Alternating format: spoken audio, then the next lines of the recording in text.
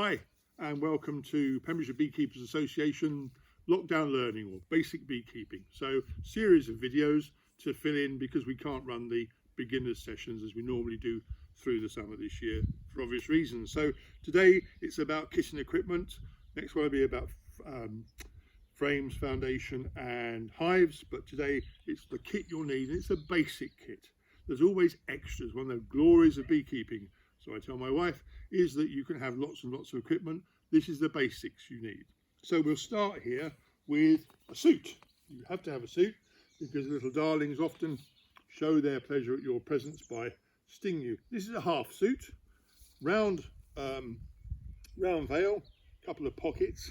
Personally, I don't like these only because I'm quite tall, and when you inevitably bend over, little bare patch at the bottom of your back, and that can spoil your day and give the bees a aiming target. So that's a smock like that. And then we go up, there's a whole raft of different sorts of suits. This is a sort of fairly basic suit, comes in under 30 quid. It's got a fencing veil, which I quite like personally, but it is a personal choice. Pretty good. Nothing wrong with that, especially to start with. This is my suit, you can tell that because it's filthy. Old castle hives. This is a ventilated suit. You don't necessarily need a ventilated suit if you've got one or two colonies, but I did about 30 colonies today, and it's a blessing that keeps you cool, because a bee suit can very quickly become a sauna. And this is the same sort, my wife's, so it's a bit cleaner, and it has a round veil on it. So there's a whole raft of suits. There's plenty on the internet, from cheap to expensive to good and not terribly good. Last thing in terms of that, wear a cap. Put a cap on, because if there's at all a breeze, very often your veil blows against your face, or if you move, and the little darlings get you stung on the end of the nose. So wearing a cap just keeps that veil off your face. So that's suits. Coming to kit and equipment, where should we start? First of all, perhaps a box to keep everything in. Really does make life easy. And you can argue whether a smoker or a hive tool is the most important. We'll go for smokers. Small, larger, guard. I don't know why that one hasn't got a guard. I think it fell off. But a guard is really important. They actually get quite hot here, and you need to have some sort of protection from that.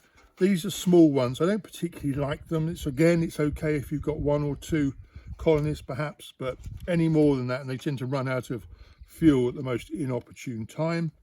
Somewhat larger here, as I say, it should have a guard over it, because they do get hot here, but it's a good, you can do a fair bit of business with this one. So those are smokers. In terms of smoking materials, while we're on this, just my box of stuff, you need a bit of cardboard or something just to get it lit, and then shavings of any sort, really, nothing that's got any sort of chemicals on it, of course, and with the cardboard make sure it hasn't got that sort of flame-proof spray on it, but a whole raft of different materials, something that produces a lot of smoke and not anything toxic, and equally important, something to light it with. As you can see, I'm fairly paranoid, so ordinary lighter, a long lighter, and I've got a couple of old gas soldering irons which I use, which are quite handy for getting things going. So that's your smoker stuff. Hive tool, vital. Keep it in your hand. This does a myriad of jobs. It obviously cracks open between supers and brood boxes, takes off queen excluders, etc. Clean up bits and pieces. You can use it like that just to separate each frame as you take it out during inspection. Again, various types like this. There's a J1, which I couldn't find earlier for this video, but it's very similar. These are as good as anything. Again, in terms of protection, gloves. So you've got everything from these, which are, I don't know what they call these, calf skin gloves, fully protected, about as much use as a cat flap on a submarine, really. They are totally insensitive, People wonder why they have very stingy bees. It's because you blunder about in a hive with these on. You have no sensitivity, no feeling whatsoever. They almost inevitably cover up with honey and propolis and go hard, so they're pretty useless. The most convenient all round is probably the old marigolds. You can see they very soon get quite mucky, but an ordinary pair of marigold gloves, they won't stop you being stung, but they will allow you just to pull that back so that the sting comes out. Better than that, or as I use now, just these disposable latex or latex type gloves. I have to say, whether I wear those or these, I don't get stung any more or less.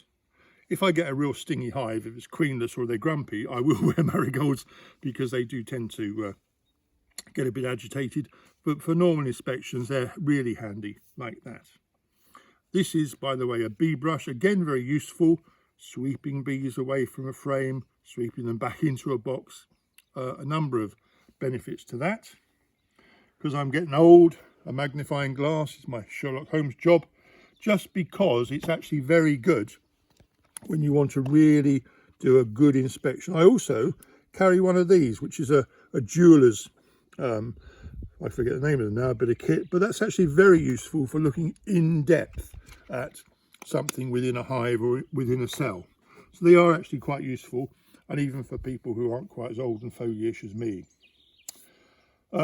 Marker pen for queens. This year's colour, 2020, is blue. Changes every year so that you can mark your queens. A, you know how old they are, and B, it's a darn sight easier to find them in the hive, especially when it gets busy. When you've found them, you might very often want to do a proper inspection, and you can use this, which is a queen clip, just to pick her up, move her out of the way, put her somewhere safe, and then really you can have a really good look through without any danger of damaging the queen. Ways of catching the queen. Traditionally, this is a crown of thorns, and you find the queen on the frame, put the crown of thorns over her.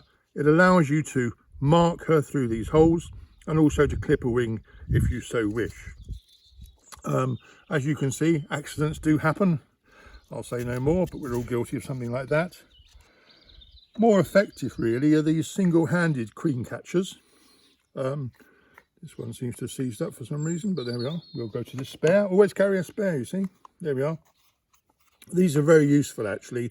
Queen wandering about on the frame, pop it over, close that up gently like that, and she's then trapped in there. And you can again just move the sponge up to gently catch her here, and you can mark her or clip her or whatever. Very useful, not expensive.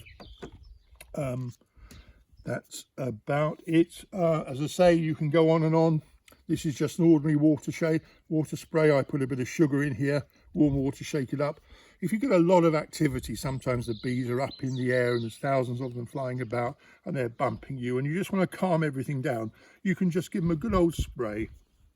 Doesn't do them any harm, but it does tend they go down and rest so they can clean themselves up.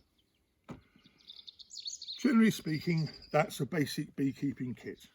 As I say, there are extras and additions that you can do it, but if you're starting off with beekeeping, these are the basics.